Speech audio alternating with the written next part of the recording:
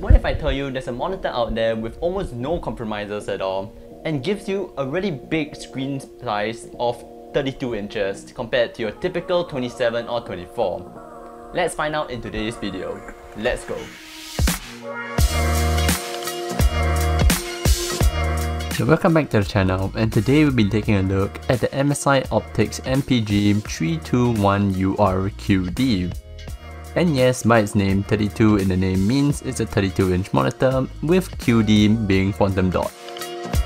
Starting with the price, you can find it for around $1,662. Quite a ride, since there's not so many monitors that offers the same specifications for the same price, so it's really in a league of its own.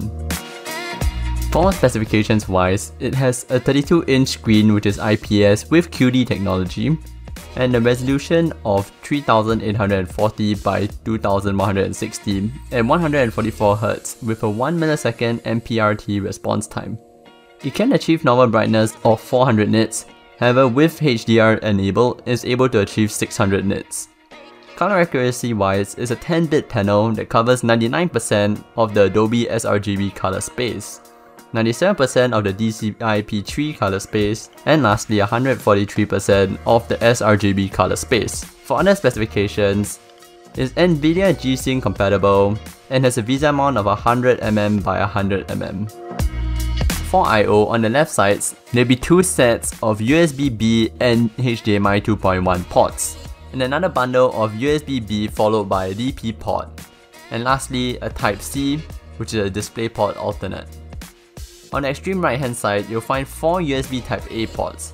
However, that's not the only USB ports you'll find on this monitor, as in the front of it, towards the left hand side, there's one headphone microphone combo jack, one dedicated microphone jack, with 2 more USB Type-A's, which is quite impressive considering this price point, and it's really proving it to be a no-frills monitor. For the unboxing experience, as this is a really huge display, to be precise 32 inches, you'll need a lot of space to fully unbox this, so I recommend doing it on the floor, or if you have a table, a really large table. And once you open up the top of the box, you can first take out all the accessories you get, which includes a Ziploc bag with menus and screws, Type-C to C cable, DP cable, you get 3 USB A to B cables, a headphone holder, 2 HDMI cable, and VESA mounting screws.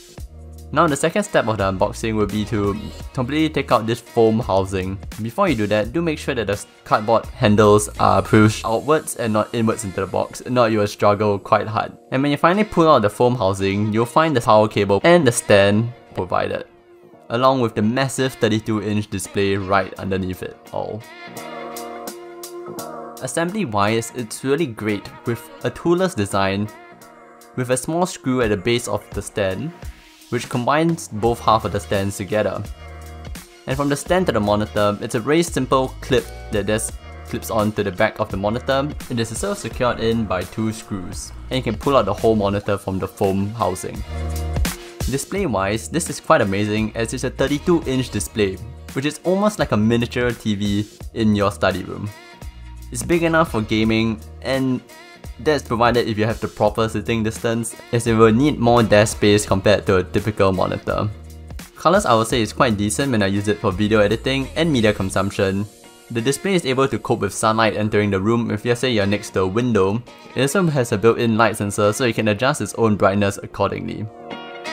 Gaming wise, when playing racing games, I'll say it's quite immersive with vivid colors, and in first-person shooter games like CSGO, the 1 millisecond response time and 144Hz does come in handy to give you a slight advantage over many people.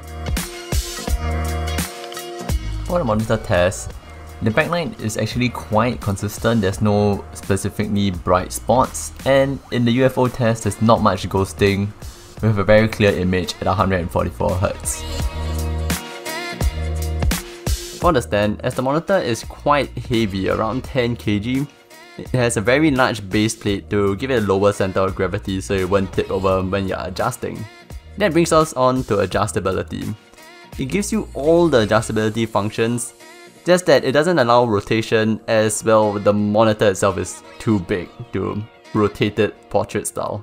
There's no wobble or anything when it comes to adjustments, so it's really sturdy, I would say. And when you want to make adjustments, you don't need to put an absurd amount of force on the monitor. It's more like using your hand and just pushing it out slightly, which is great in terms of its build quality. Now, for the on-screen display, it has all the normal functions that can be controlled via a joystick at the back of the monitor. However, with MSI, you are able to use their software, which you can download via an app, to give you more adjustability via software controls, which makes it easier compared to navigating the OSD menu. Now, let's talk about the additional features of this monitor. First off is the auto dimming function, which adjusts the monitor's brightness based on your surrounding brightness, which is really useful if let's say you're working in an environment where the window is next to you. Next is their quantum dot technology that does enhance the color reproduction of the monitor, which is actually just a film that's placed over the IPS display in the background.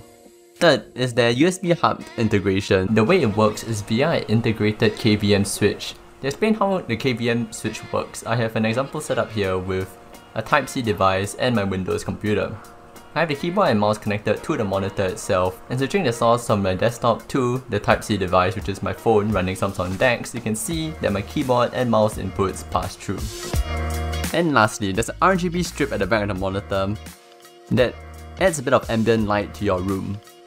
Once again, it can be controlled via software or via the OSD menu.